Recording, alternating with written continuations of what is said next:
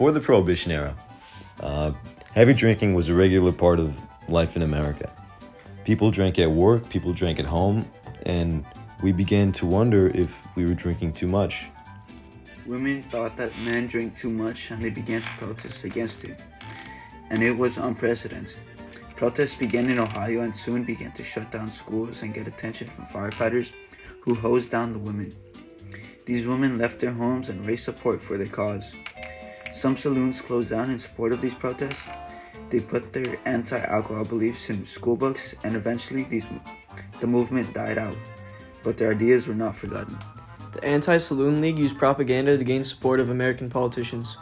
Taxes on alcohol made up 40% of the U.S. government's annual revenue. During World War I, American politicians who supported Prohibition used the fear of immigrants and Germans as fuel for the Prohibition, as German brewers were prominent in the States. Prohibition was introduced to Congress in 1913 as an amendment, the 18th Amendment. Alcohol consumption decreased as a result. Hello, Raul. Huh? I said hello. Shut up! What the hell? What? I'm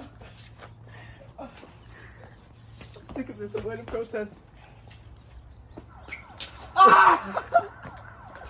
Stop!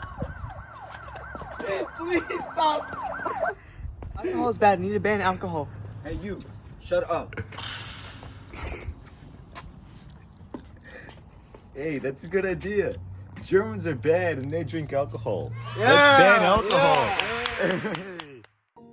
The Prohibition was great for criminals. The legalization of manufacture, sale, and transportation of alcohol brought a huge opportunity for the black market. Bootlegging became a huge and made loads of money. Once small, harmless gangs blossomed into powerful empires during this time. One of the more notable figures during this period was Al Capone, whose gang had control over several areas around Chicago. Over 12,000 murders a year were taking place in the U.S. as a result of gangs spreading rapidly. Law enforcement was commonly outgunned and outnumbered by the gangs in the U.S., so they really had no power to stop what they were doing, as gangs increased by the thousands. Yo, Mr. Al Capone, I need to work for you. What's your name? My name is Jesse, sir. Jesse. What element do you need to make alcohol? I don't know, sir. I don't know.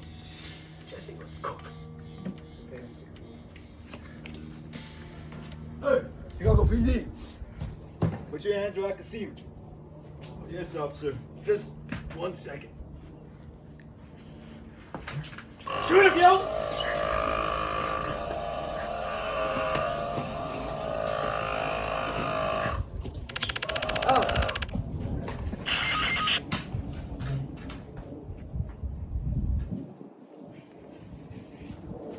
Jesse, we need to burn the cook. We need to burn the lab.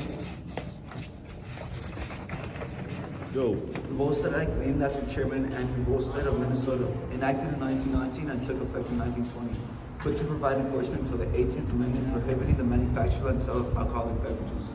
Life was worse for heavy drinkers and alcoholics after Prohibition because there was less remedial help for them after Prohibition started, because alcoholism was viewed as a moral failure rather than an addiction that could be helped.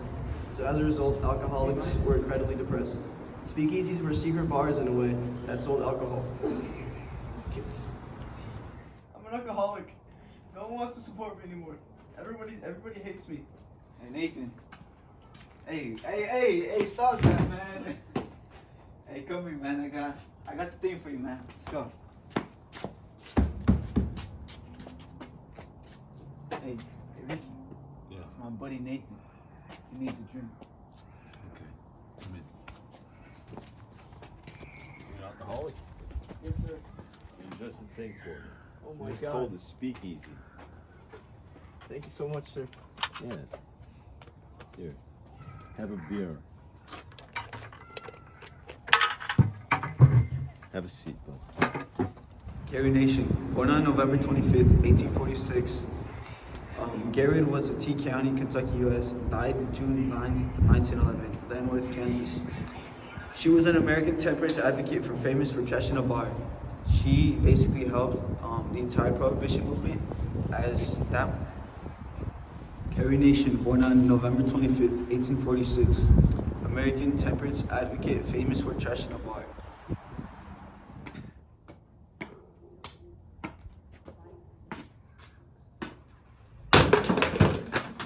Hey, what do you think you're doing, mate? Hey, Carrie Nation! Carrie Nation, I love Carrie Nation. Keep going, keep smashing the ball. I love temperance. Thank you for listening.